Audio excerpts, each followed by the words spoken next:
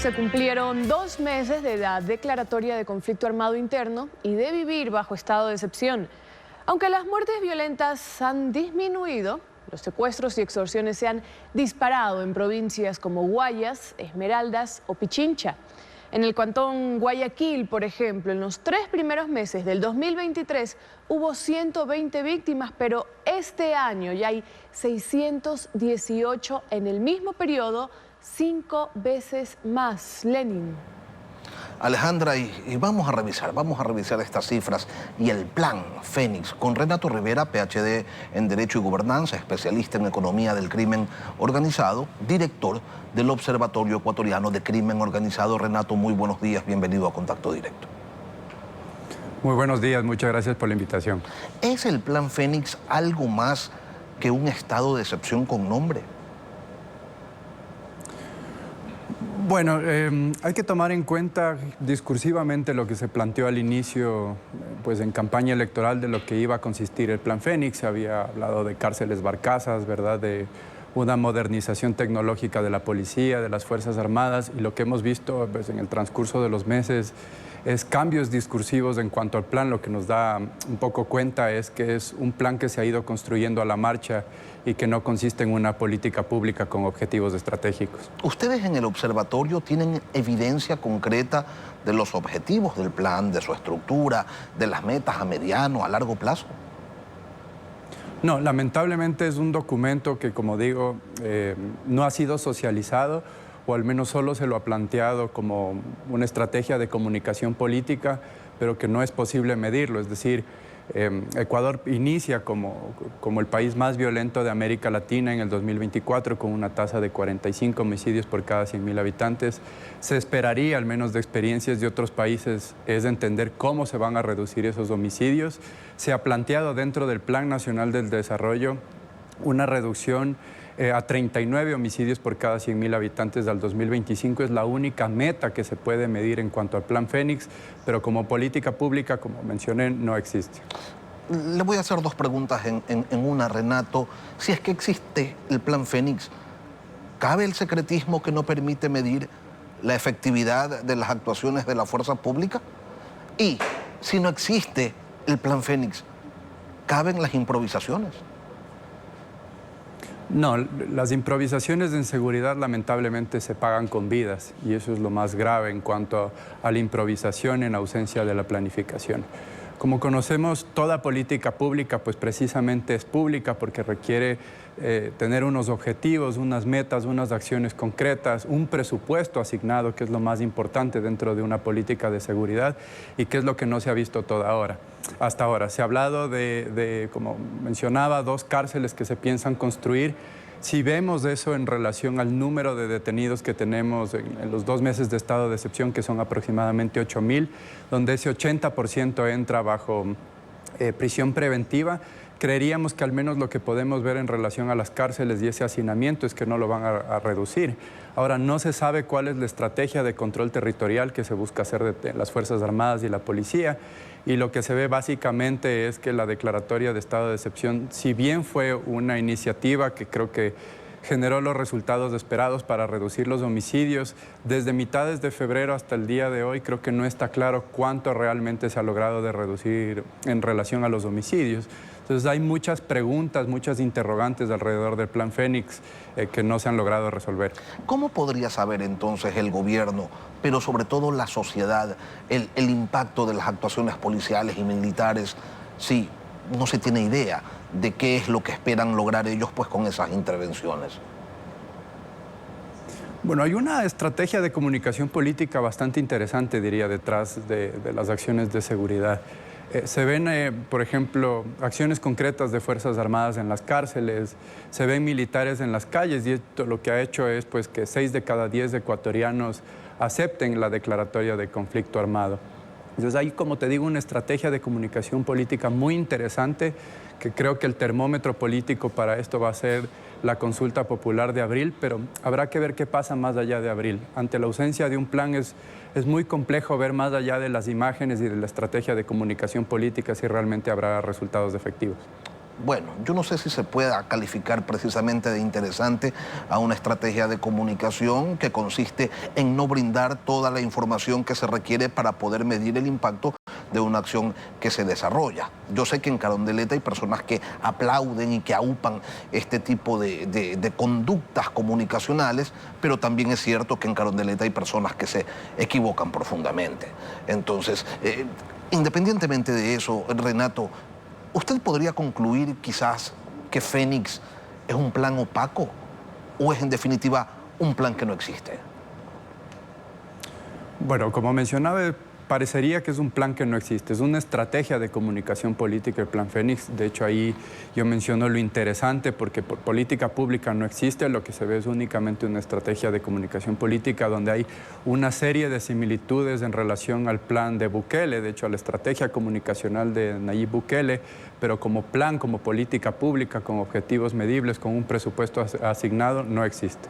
Ahora, nadie va a decir aquí que no hay resultados positivos, porque efectivamente hay una disminución en el índice de muertes violentas, por ejemplo.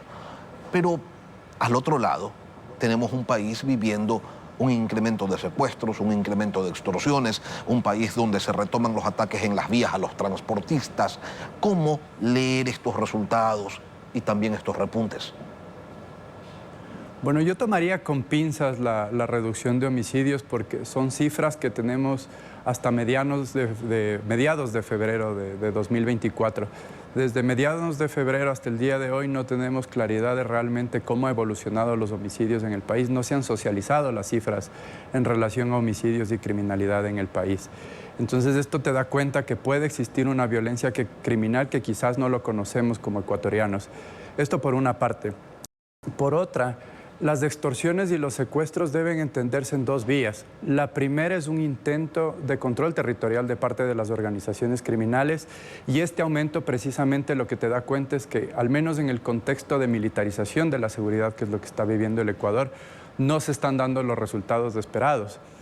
Las extorsiones en muchas ocasiones responde precisamente ese interés de organizaciones criminales de controlar ciertos espacios, controlar barrios, controlar cantones si se quiere, y las extorsiones es esa forma de manifestar el control. También existe una guerra entre organizaciones criminales que requieren un tipo de financiamiento y por lo general se recurre a las extorsiones como una herramienta de financiamiento. Entonces, el hecho de que se hayan quintuplicado las cifras en relación al año anterior da cuenta que al menos en términos de control territorial bajo la receta de militarización no está dando los resultados esperados. Ahora, sí hay una receta de militarización, pero también hay una deuda con anuncios de militarización, como por ejemplo el de los puertos. No pasa nada en los puertos, parquear una camioneta con 3 militares adentro en un puerto no es precisamente militarizarlo. Tampoco ocurre nada con la militarización de fronteras que había advertido el gobierno. No pasa nada con la reestructuración del sistema de inteligencia, ni tampoco con la implementación del plan de seguridad comunitaria, menos aún con la segmentación de los reos o con la dotación a la policía de la más alta tecnología, como se lo exponía pues en un video en tiempos de campaña, un video de 40 y pico de segundos. Nadie espera, es verdad, que todo esto se lo haga de la noche a la mañana, pero si algo de esto se está haciendo, se sabe poco o no se sabe nada. ¿Por qué? Bueno, parte de la estrategia de comunicación política, desde mi perspectiva, lo que busca es sostener esa aceptación popular hasta la consulta popular. 7 de las 10 preguntas tienen pues detrás un objetivo de seguridad, incremento de penas sustancialmente. Entonces habrá que ver qué pasa más allá de abril. Yo creo que parte de este secretismo es sostener la aceptación popular. Ahora, también hay que tomar con mucho cuidado cuando uno se expresa sobre la militarización de los puertos.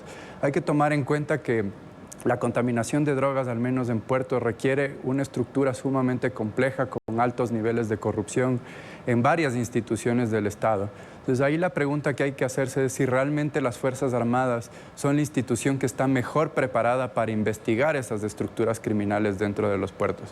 Quizás puede ser muy atractivo en términos de aceptación popular por lo que gozan las Fuerzas Armadas en el momento, poner militares en los puertos, pero en cuanto a los resultados que se buscan en relación a reducir la contaminación y el flujo de cocaína sustancialmente en los puertos, yo creo que no es la receta adecuada. ¿Por qué? Porque son fáciles de cooptar también, como han cooptado a la justicia, como están dentro de la policía, como están dentro de las organizaciones políticas. No, sustancialmente por un tema de misionalidad. Las Fuerzas Armadas no tienen dentro de sus misiones la investigación criminal.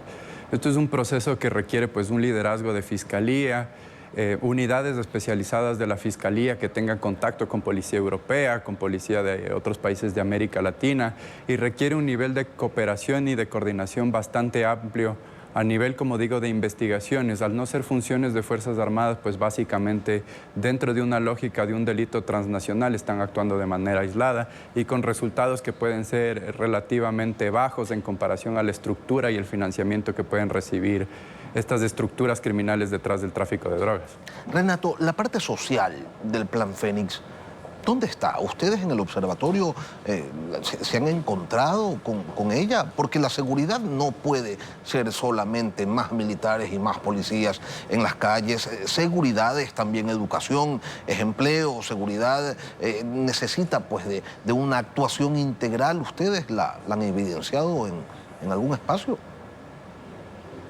No, lamentablemente no se ha visto un plan, sobre todo un proceso de articulación interinstitucional, porque hay que tomar en cuenta que si uno busca generar una política pública de prevención del delito, requiere la articulación y la puesta en marcha de una serie de acciones que van más allá del sector de seguridad. El Ministerio de Salud, Ministerio de Inclusión Económica y Social tienen un rol fundamental si es que uno quiere impactar las economías ilícitas, por ejemplo, prevenir el lavado de activos.